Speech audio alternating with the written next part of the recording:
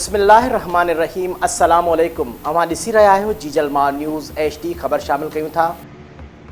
घोटकी खां bureau chief Khalid Hussain Sheikh जी report मुताबिक़ पाकिस्तान मुस्लिम league नून ज़िले घोटकी के सदर हाफ़िज़ मोहम्मद सादिक समेजो जी हिदायत ते सुप्रीम कोर्ट पाकिस्तान के आइन के हक़ में ॾिनल फ़ैसिले ते मुतहदा अपोजिशन के कामयाबी ते प्रेस क्लब घोटकी अॻियां हिकु हिमायती रैली कढी वई। रैली में पाकिस्तान जिंदाबाद, मुतहदा अपोजिशन जिंदाबाद, आइन पाकिस्तान जिंदाबाद, सुप्रीम कोर्ट ऑफ पाकिस्तान जिंदाबाद, सुप्रीम कोर्ट बार जिंदाबाद, जमहूरियत जिंदाबाद, मियाँ नवाज शरीफ जिंदाबाद, वज़ीर आज़म शहबाज शरीफ जिंदाबाद जा नारा हया।